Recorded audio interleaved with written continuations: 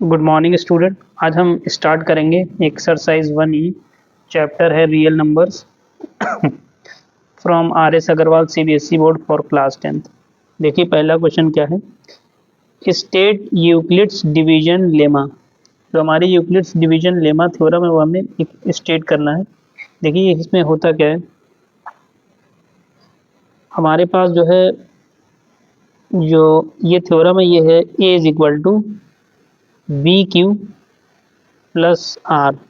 ठीक, ये हमारा है जो हमारा आर का वैल्यू है। ठीक है ना, आर का वैल्यू क्या है, देखिए वेयर आर का वैल्यू कहाँ है, 0 से बी के बीच में। अब हम आपको एक एक करके बता देते हैं ये टर्म हमारे हैं क्या। ए हमारा है डिविडेंड, ठीक, बी हमारा है कोटेंट, और आर क्या है इसमें, रिमाइंडर। क्या है, रिमाइंडर। फिर एक क्वेश्चन अराइज होता है कि इसको हम कहाँ पर यूज करते हैं, ये भी तो इम्पोर्टेंट है, ये भी तो पता चलना चाहिए कि हम कहाँ पे यूज कर सकते हैं। तो इसको स्टूडेंट हम यूज करते हैं for finding the HCF, for finding the HCF। हम HCF निकालने के लिए इसको इस्तेमाल करते हैं। ठीक तो इसका जो स्टेटमेंट है देखिए वो क्या है, for any two positive integers A and B। ठीक है ना, for any two given positive integers, given positive integers, positive integers A and B। ठीक है ना, A and B, there exists a unique whole number Q, there exists a unique whole number Q,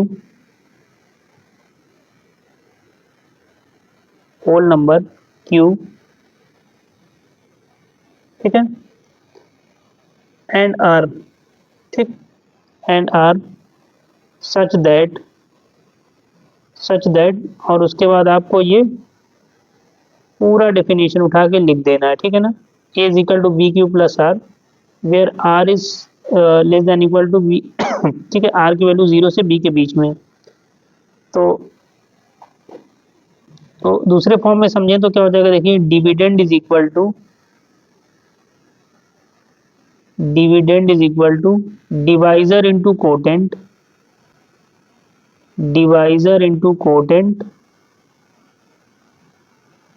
plus remainder. ठीक, plus क्या हो जाएगा, reminder. यही होता है, ये हम HCF निकालने के लिए यूज करते हैं। ठीक, अब इस पे एक एग्जाम्पल लेकर हम लोग समझने की कोशिश करते हैं। देखिए एग्जाम्पल लेते हैं 5। ठीक है ना, 5 और 2। ठीक है ना,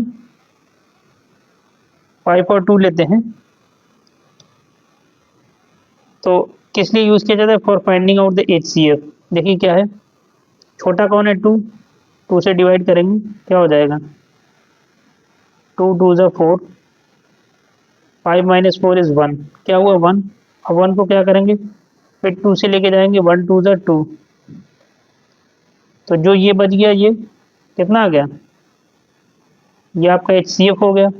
कितना आया, 1। और अगर आप प्राइम फैक्टर से भी देखो तो 5 का फैक्टर क्या लिख सकते हो, 5 इंटू 1, और 2 का क्या लिख सकते हो, 2 इंटू 1। तो इन दोनों में कुछ आपको हाईएस्ट और कॉमन दिख रहा है, यही एक है जो दोनों में क्या है, हाईएस्ट और कॉमन। क्या है, हाईएस्ट और कॉमन। तो हम Euclid's division lemma theorem use करते हैं किस लिए, HCF निकालने के लिए। जैसे ये देखो, ये लिखा है 2 2 ज़ा 4, 5 माइनस 1। ठीक है ना, अब देखो इसमें क्या है, dividend is equal to divisor into quotient plus remainder. यहाँ पे क्या है, 5, क्या है 5 इज इक्वल टू कोटेंट कितना आया है, यहाँ पर देखो 2 आया है, क्या है डिवाइजर, ये भी मेरा क्या है डिवाइजर है। तो डिवाइजर इंटू कोटेंट यानी 2 इंटू 2 कितना हो जाएगा, 4। प्लस 1 कितना हो गया, 2 टू ज़ 4 1 5 हो जाएगा। ठीक, आर का वैल्यू क्या है, 0 से बी के बीच में, 0 से बी के बीच में, यानी बी मेरा क्या है, डिवाइजर। तो आर का वैल्यू डिवाइजर से छोटा होना चाहिए, क्या होना चाहिए, छोटा होना चाहिए, उससे बड़ा नहीं हो सकता है, ठीक है ना। अच्छा, फिर देखो हम इसको जब तक फाइंड आउट करते हैं जब तक उसका HCF ना निकल जाए। ठीक, तो अभी तो क्या है, 1 है, अभी हमें रिमाइंडर 0 नहीं मिला है, जब मेरा रिमाइंडर 0 आ जाएगा तो उसका HCF निकल जाएगा। अब सेकेंड पार्ट पे आते हैं, किस में आते हैं, सेकेंड पार्ट पे आते हैं, ठीक है ना, ठीक है ना। अब देखो डिविडेंड इसमें क्या है, 2 है, तो क्या हो जाएगा, dividend is equal to divisor into quotient, यानी 1 इंटू 2 प्लस रिमाइंडर, रिमाइंडर यहाँ पे क्या है, 2 माइनस 2 0, क्या हो जाएगा, 0, ठीक है ना। तो यही मेरा हो गया, तो यही मेरा है यूक्लिड्स डिवीजन लेमा थ्योरम। ठीक, ये एग्जाम्पल के थ्रू एक्सप्लेन किया। अब आगे बढ़ते हैं नेक्स्ट प्रॉब्लम पे।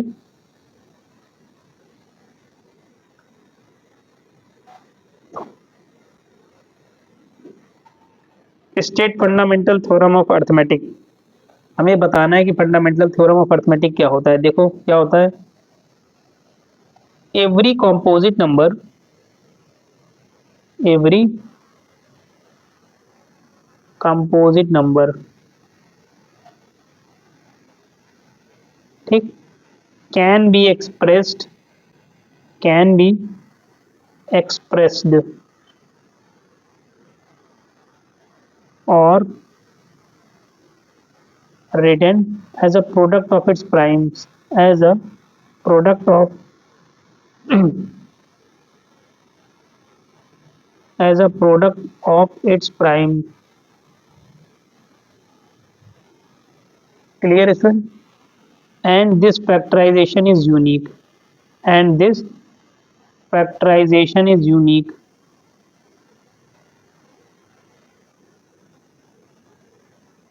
और ये फैक्टराइजेशन क्या है, यूनिक है। It's it's order doesn't matter, it's order doesn't matter, ठीक है ना।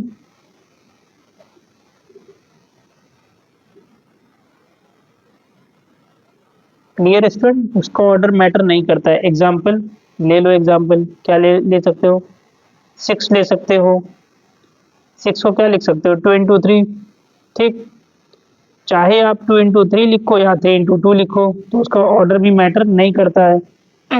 55 ले सकते हो, 55 क्या हो जाएगा, चाहे आप 5 into 11 लिखो और 11 into 5 लिखो, एक ही बात है, ठीक है ना। ठीक, 18 ले लो, क्या लिख सकते हो, 2 into 9, 9 को लिख सकते हो 3 into 3, ठीक है ना। और या आप पहले लिख दो 3 into 3 into 2, क्या हुआ, एक ही बात है, ठीक है ना। 66 को क्या लिख सकते हो, 66 ले लो, क्या लिख सकते हो, 6 into 11, ठीक। और इसको और क्या लिख सकते हो, इसको आप लिख सकते हो 2 into 3 into 11, ठीक, और 11 into 3 into 2, कोई फर्क नहीं पड़ता है, आंसर तो सेम ही आएगा, आंसर सेम आएगा। तो यही मेरा है fundamental theorem of arithmetic. Clear है स्टूडेंट, ये मेरा है फंडामेंटल थ्योरम ऑफ अर्थमेटिक। ठीक, अब आइए नेक्स्ट पार्ट पे।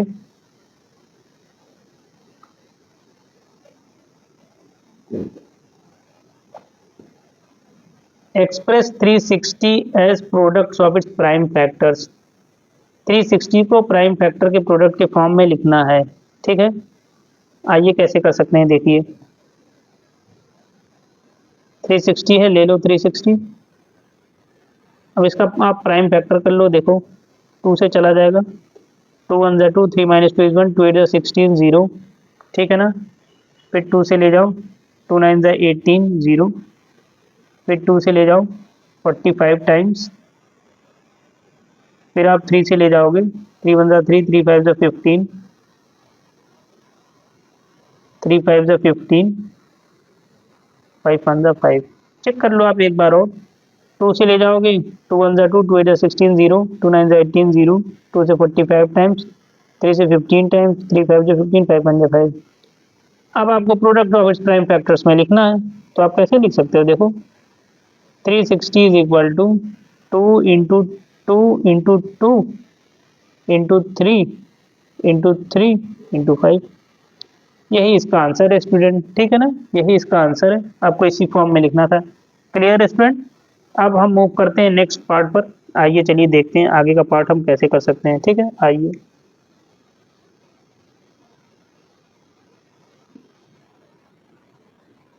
ठीक है, ये हो गया, प्राइम फैक्टर के फॉर्म में लिखना था तो आपने इस तरीके से लिख लिया, ठीक है ना। अब आइए आगे।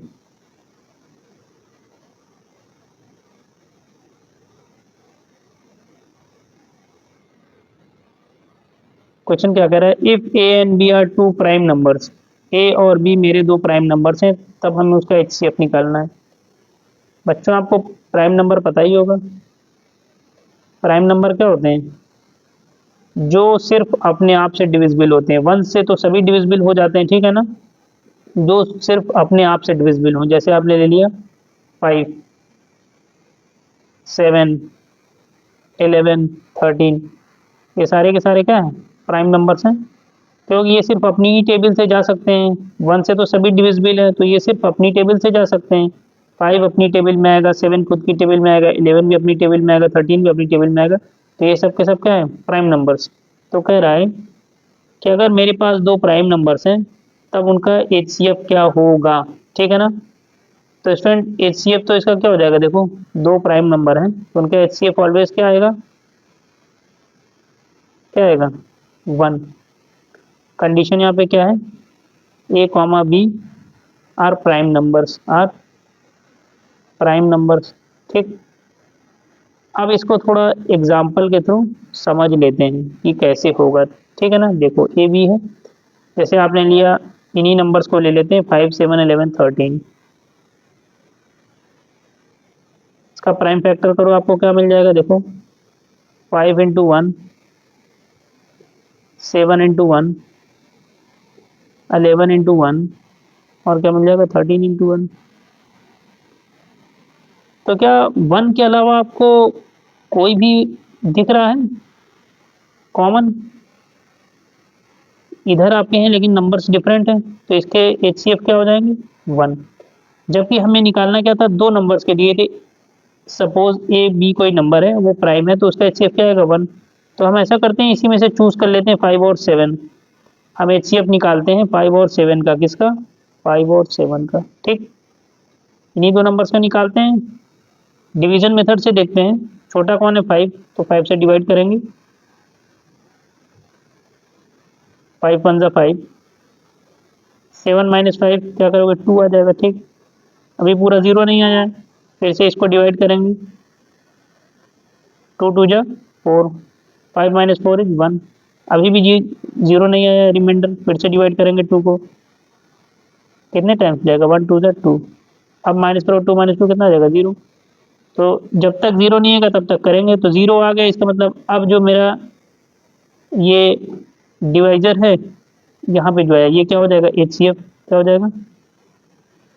एचसीएफ आ गया, ठीक। तो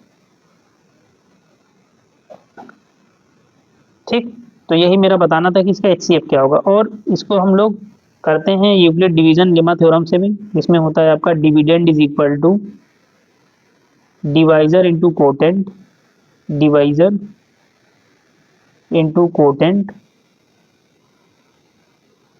प्लस रिमाइंडर, प्लस रिमाइंडर। यही होता है यूक्लिड डिवीजन लेमा थ्योरम, ठीक है ना। तो आपका यहाँ पे जो डिवाइजर आ जाएगा वही आपका एचसीएफ हो जाएगा, ठीक है ना। तो दो नंबर्स का एचसीएफ जो कि प्राइम है, तो उनका एचसीएफ क्या आ जाएगा?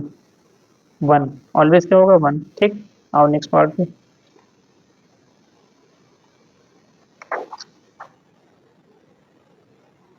If A and B are two prime numbers, तो उनका एलसीएम क्या होगा? बहुत आसान है।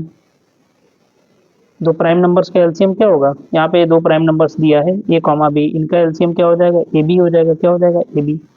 प्राइम नंबर्स लेके चेक कर लो, सपोज कर लो 5 लो और 11 लो, ठीक। इनका एलसीएम आपको निकालना है 5 कॉमा 11।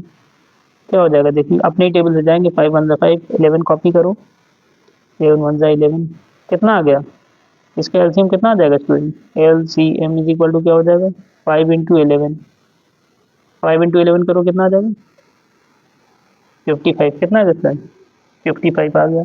कोई कन्फ्यूजन, बहुत आसान है, किसी भी दो प्राइम नंबर्स का एलसीएम निकालोगे तो क्या होगा, सीधे हमें नंबर्स को मल्टीप्लाई कर देना है भाई, उसका एलसीएम आ जाएगा, ठीक है। आइए नेक्स्ट पार्ट पे।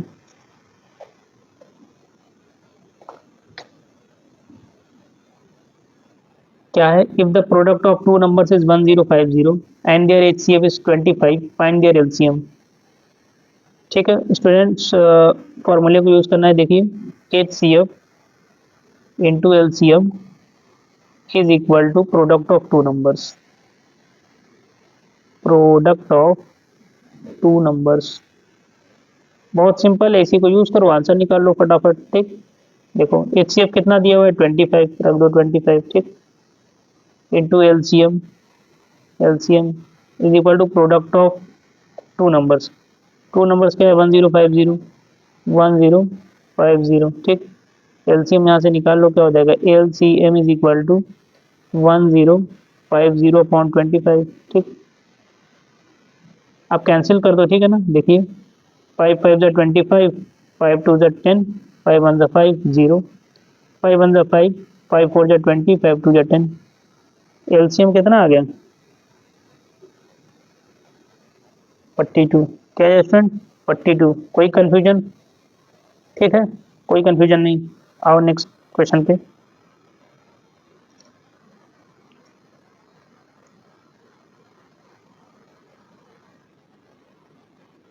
अब कह रहा है what is a composite number, क्या है कंपोजिट नंबर, नंबर अगर किसी नंबर का दो से ज्यादा फैक्टर होते हैं, ठीक है ना, कोई नंबर है, ठीक है ना, इसके having more than two factors, having more than two factors, more than two factors, ठीक। अगर दो से ज्यादा फैक्टर्स है तो वो क्या हो जाएगा, कंपोजिट नंबर, क्या हो जाएगा स्टूडेंट, कंपोजिट नंबर। एग्जांपल देखो 18, हमने क्या लिया 18, कौन कौन से फैक्टर हैं, 1 है, 2 है, 3 है, 6 है और 9 है, इसके अलावा तो नहीं है, और खुद 18 भी है, ठीक है ना। यानी 1 और 18 तो अपने आप से तो डिवाइड हो जाएगा, उसको छोड़कर दो से ज़्यादा फैक्टर्स देखो, 2 से जाएगा, 2 9 ज़ा 18, डिविजिबल बाई 2, 3 6 ज़ा 18, 6 3 ज़ा 18 और 9 2 ज़ा 18, तो ये क्या हो गया, कंपोजिट नंबर हो गया, क्या क्या हो गया स्टूडेंट, कंपोजिट नंबर हो गया। इसी तरह आप और भी नंबर चेक कर सकते हो, और भी नंबर चेक कर सकते हो, ठीक है ना। 20 ले लो, आप क्या ले लो, 20 ले लो, एक तो 1 से जाएगा, एक क्या है 20 से, ठीक। इसके अलावा 2 से जाएगा, 3 की टेबल में नहीं आएगा, 4 से जाएगा, 5 की टेबल में जाएगा, 6 7 8 9, फिर किस किस में आएगा, 10 की टेबल में आ जाएगा, ठीक है ना। और उसके बाद फिर सीधा 20 की टेबल में आएगा, ठीक है ना। तो देखो 1 और 20 को छोड़ के किससे जा सकता है, 2 से जाएगा, 4 से जाएगा, 5 से जाएगा, 10 से जाएगा, तो ये सब क्या है, कंपोजिट नंबर है, having more than two factors, having more than two factors. और भी लिख के चेक कर सकते हो, 32 ले लो, क्या ले लो 32, 1 से जा सकता है, 2 से जा सकता है, ठीक है ना, 3 से जाएगा नहीं, 4 8 जा 32, 5 6 7 8 से जाएगा, 8 4 जा 32, ठीक है ना, 9 10 11 12 13 14 15, उसके बाद किस में जाएगा, 16 में जा सकता है, 16 के बाद किस में जाएगा, 32 से जा सकता है। देखो 1 और 32 के अलावा कितने इसके फैक्टर्स है, 2 4 8 16, और कोई हो तो मुझे बता दो देख के, ठीक है ना, मुझे तो लगता है कि इतना ही है, ठीक है ना। तो ये सारे के सारे क्या है स्टूडेंट, कंपोजिट नंबर्स हैं, क्या है, कंपोजिट नंबर्स हैं, क्या है, composite numbers having more than two factors.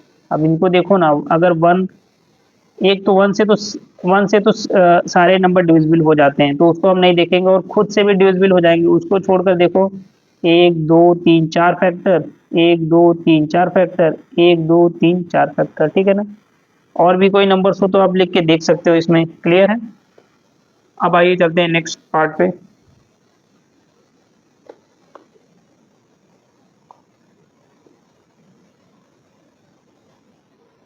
If A and B are relatively prime, then what is their HCF? Prime numbers हैं, जस्ट अभी अभी हमने आपको निकाल के दिखाया कि अगर प्राइम नंबर्स होंगे तो उसका HCF क्या आएगा स्टूडेंट, ठीक है ना। दो नंबर्स हैं ए बी जो कि क्या है, प्राइम है। क्या है, प्राइम है।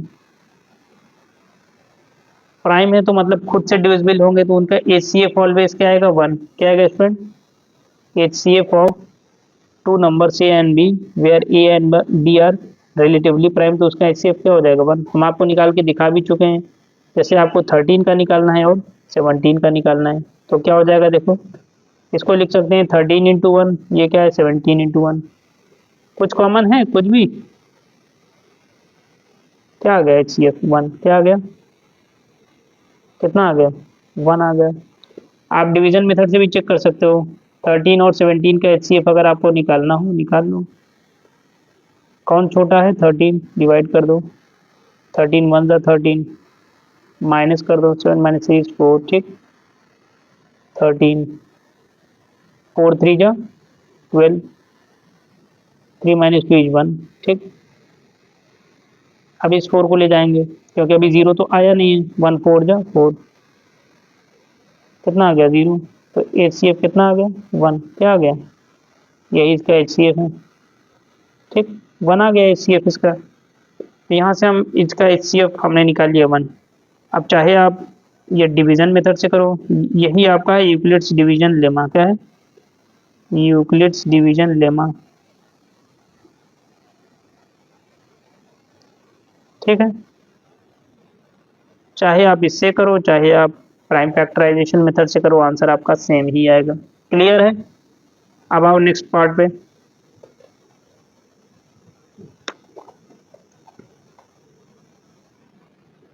देखो क्या दिया है, if the rational number A and B has a terminating decimal, क्या है, डेसिमल टर्मिनेट हो जाता है, तो what is the condition to be satisfied B, satisfied by B. आपका रेशनल नंबर किस फॉर्म का है, ए बाई बी, क्या है, ए बाई बी फॉर्म का है। स्टूडेंट अगर आपको ध्यान होगा एक लेक्चर में हमने बताया था, अगर बी को टर्मिनेट होना है तो बी किस फॉर्म का होना चाहिए, 2 raise to the power of m into 5 raise to the power of n, यानी 2 और 5 के अलावा कोई भी नीचे नंबर नहीं आना चाहिए, ठीक है ना। अगर 2 और 5 के अलावा कोई भी मल्टीपल्स में नंबर आता है तो वो नॉन टर्मिनेटिंग डेसिमल बन जाएगा, ठीक है ना। अभी यहाँ पे क्या है, डेसिमल टर्मिनेट हो जाएगा, ठीक है ना। तो बी किस फॉर्म का होना चाहिए, 2 raise to the power of m into 5 raise to the power of n, जहाँ पे क्या है, m comma n belongs to non negative integers. क्या कहें, नॉन निगेटिव इंटीजर्स, या कह सकते हैं पॉजिटिव है, क्या है, पॉजिटिव नॉन निगेटिव इंटीजर्स, यानी जो निगेटिव ना हो, या आप ऐसे लिख सकते हैं m comma n belongs to i plus positive integer. Non negative का मतलब क्या है, पॉजिटिव है, तो m comma n belongs to positive integer, ठीक है ना। तो इसके लिए यही कंडीशन है कि जो हमारा डिनोमिनेटर है b वो इस फॉर्म का होना चाहिए, टर्मिनेटिंग डेसिमल के लिए, किसके लिए, टर्मिनेटिंग डेसिमल के लिए इस फॉर्म का होना चाहिए। और रेशनल नंबर के लिए तो कंडीशन ही देखिए क्या है, रेशनल का भी देख लो, हालांकि रेशनल का पूछा नहीं गया, मैं आपको इसमें बता दे रहा हूँ, ठीक है ना। क्या है, a comma B belongs to integer, ठीक। और क्या है, b का वैल्यू 0 नहीं होना चाहिए, अगर b का वैल्यू 0 हो गया तो ये रेशनल नहीं है। ये कंडीशन किसके लिए है, रेशनल नंबर, किसके लिए है, रेशनल नंबर का ये कंडीशन है, ठीक है। कोई कंफ्यूजन है, नहीं है, रेशनल नंबर का कंडीशन ये है, ठीक है ना, ठीक। और टर्मिनेटिंग के लिए ये कंडीशन आपका है, ठीक है स्टूडेंट। और नेक्स्ट पार्ट पे चलते हैं।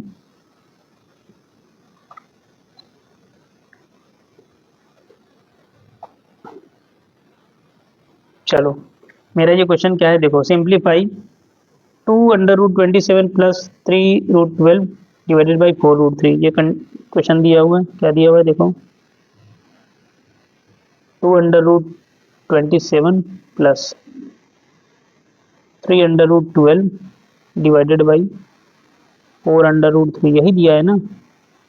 तो हमें इसका वैल्यू निकालना है। अब स्टूडेंट इसमें क्या करेंगे, इस टाइप के प्रॉब्लम्स को करने के लिए पहले हम इसको इसको रेशनलाइज कर देंगे, ठीक है ना। यानी डिनोमिनेटर में क्या है, 4√3 है, तो इस 4√3 से हम न्यूमरेटर में मल्टीप्लाई करेंगे और डिनोमिनेटर में डिवाइड भी करेंगे, ठीक है ना। दोनों में मल्टीप्लाई करेंगे। 2√27 प्लस 3√12 डिवाइडेड बाई 4/√3। तो इसे यहाँ पे भी करना है और यहाँ पे भी करना है। क्यों करते हैं, ताकि ये कैंसिल रहेगा और ये मेरा पूरा अनइफेक्टेड रहेगा, ठीक है ना। लेकिन हमें कैंसिल नहीं करना है, वो हमने अपने यूज़ के लिए किया हुआ है, ठीक है, ठीक है। तो अब देखिए, अब क्या करेंगे स्टूडेंट, देखिए 4√3 से मल्टीप्लाई कर देंगे तो क्या हो जाएगा, देखिए 4/√3 ब्रैकेट 2/27 प्लस 3√12, ठीक। ये क्या हो जाएगा, 4√3 का होल स्क्वायर। कोई कंफ्यूजन अभी नहीं है, मल्टीप्लाई कर दो, 4 2 में करोगे तो 8 हो जाएगा, ठीक। अब ब्रैकेट के अंदर क्या आ जाएगा, इसको हम लिख सकते हैं 3/27, ठीक, प्लस 4 का 3 में करोगे 12 आ जाएगा। अब ब्रैकेट के अंदर क्या आ जाएगा, 3/12, ठीक है ना, डिवाइडेड बाई 4 का स्क्वायर करो क्या आ जाएगा, 16। स्टूडेंट ये देखो, ये लिखा हुआ है √3 पे स्क्वायर है, सॉल्व करोगे क्या आ जाएगा, 3, क्या आ जाएगा, 3 आ गया। कैसे आता है ये हम आपको बता ही चुके हैं, ठीक। अब देखो, अब क्या करोगे, पहले इसको अंदर सॉल्व करो।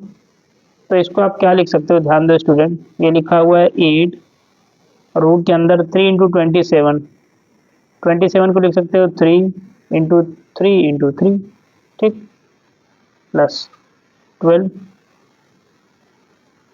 3/12 क्या हो जाएगा, 36, ठीक है ना। 36 आपका ये हो गया, क्लियर है स्टूडेंट। ये ठीक है, ये हो गया। अच्छा, आप क्या करोगे, देखो 16/3 करोगे तो मिल जाएगा 48, ठीक। इसको थोड़ा सॉल्व कर लो, क्या मिल जाएगा, देखो देखो आपको दिख रहा है 2 2 का पेयर बन रहा है, एक पेयर ये है, एक पेयर ये, तो क्या हो जाएगा 8, एक पेयर से एक 3 बाहर आया, फिर इस पेयर से एक 3 बाहर आया, प्लस 12, 36 का स्क्वायर रूट लोगे क्या आ जाएगा, 6 आ जाएगा, 6 ले लो, डिवाइडेड बाई 48, ठीक। मल्टीप्लाई करो, 3 3 9, 9 8 72, प्लस 12 इंटू 6 क्या हो जाएगा, 72, डिवाइडेड बाई 48, ठीक। सॉल्व करो क्या आ जाएगा, 42 प्लस 42, 2 2 4 7 7 14, क्या आ गया, 48, ठीक है ना। 3 टाइम्स स्टूडेंट चला जाएगा, 3 8 जा 24, 3 4 जा 12, 13 14, कितना आ गया, 3 टाइम्स। तो इसका जो आंसर है वो क्या है, इसमें 3 आपका आंसर है। हमें लगता है यहाँ तक कोई कंफ्यूजन नहीं है, यहाँ तक किसी को कोई कंफ्यूजन नहीं, ठीक। अब बढ़ते हैं नेक्स्ट प्रॉब्लम पे। आइए,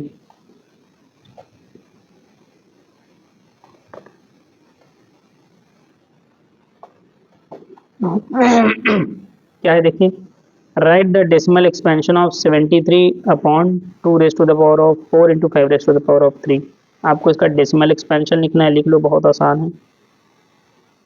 2 4 into 5 कुछ ऐसे दिया हुआ है, देखो कैसे फटाफट इसको करते हैं हम लोग, इंटू 5 यहाँ 5 से मल्टीप्लाई और 5 से डिवाइड, ठीक।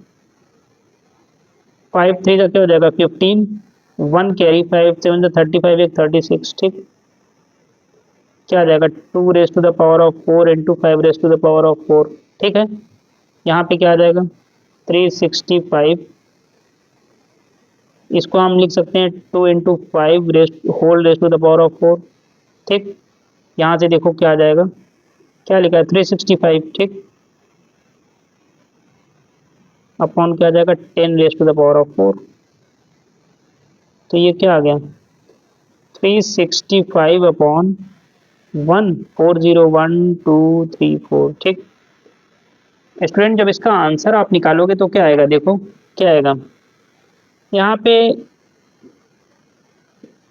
10 डिजिट है, यहाँ पे कितने जीरो, 1 2 3 4। हमने बताया था जब नीचे का नंबर ज़्यादा है ऊपर का कम हो तो जीरोस को काउंट कर लेंगे 1 2 3 और 1 2 3, यानी यहाँ पे तो बराबर है और एक यहाँ पे ज़्यादा है, तो यहाँ पे क्या करेंगे कि इसके पहले एक जीरो आप लगा दो, तो 0.03665 काउंट कर लो, 1 2 3 4, 4 जीरोस के अकॉर्डिंग 1 2 3 4। ये तो आपका आंसर है, ये तो आपका आंसर है, ठीक है ना। अब आप इसको सॉल्व करके भी देख सकते हो कि ये कैसे आता है, कोई दिक्कत नहीं होगी आपको, ठीक है ना। चलो और यहाँ पे इसको थोड़ा चेक भी कर लो। ये तो आपका शॉर्ट फॉर्म है कि आपने आसानी से वो कर लिया, तो आप इसको वैसे भी करके देख लो। ये आपका लिखा हुआ है 365। ठीक, आपको 1000 से डिवाइड करना है, किससे, सॉरी 10,000, ठीक है ना। तो अभी तो ये जा नहीं सकता है, ठीक, जा सकता है क्या, नहीं जा सकता है, क्योंकि यहाँ पे 3 नंबर, यहाँ पे 1 2 3 4 जीरो ही, और ये मिला के 5 डिजिट्स है, ठीक है ना। तो आप क्या करोगे, 0.0 लगा दिया आपने, अभी भी आपका नहीं जाएगा, फिर आप जीरो लगाओगे, ठीक है ना। जब यहाँ पे आपने जीरो लगाया तो यहाँ पे क्या करोगे, एक जीरो आप यहाँ पे बढ़ा दोगे। अब ये 3 टाइम्स जा सकता है, क्या क्या जा सकता है, 3 टाइम्स। तो देखो जब आप 3 टाइम्स लेके जाओगे, 1 1 2 3 4 0, 1 2 3 4 0, 3 0 0 3 0 0 3 0 0 3 0 0 3 1 3, क्या आ गया देखो, 6500। ठीक है, इतना आ गया। अब आपका यहाँ पे पॉइंट लगा हुआ है तो आप यहाँ पे एक जीरो और बढ़ा सकते हो, ठीक है ना। अब क्या करोगे, 6 टाइम्स लेके जाओ, तो 4 0 1 2 3 4 0 और 6 1 6। ठीक, अब क्या आएगा, 5 1 2 3 0, पॉइंट लगा है, एक जीरो यहाँ पे बढ़ा सकते हो, कितना आएगा, 5 टाइम्स, कितना आया, 1 2 3 4 और 5 1 5। ऐसे मल्टीप्लाई करोगे, 500 500 500 500 40 1 2 3 4 5 1 5, माइनस कर दोगे तो सब क्या हो जाएगा, नीचे कैंसिल हो गया। ठीक, तो आपका क्या आएगा, 0.0365। तो आपने देखा वही सेम आंसर आ गया। यहाँ पे 1 2 3 4 जीरो थे, यहाँ पे 3 डिजिट था, तो उसके पहले आपने जीरो लगा दिया और 0.0 इधर कर दिया, तो देखिए आपका बराबर हो गया। तो ये शॉर्ट फॉर्म का है, शॉर्ट फॉर्म में आप ऐसे आसानी से करके देख सकते हो, ठीक है ना। और ये आपके चेक करने के लिए है। क्लियर है स्टूडेंट। अब बाकी का प्रॉब्लम स्टूडेंट हम नेक्स्ट लेक्चर में देखेंगे।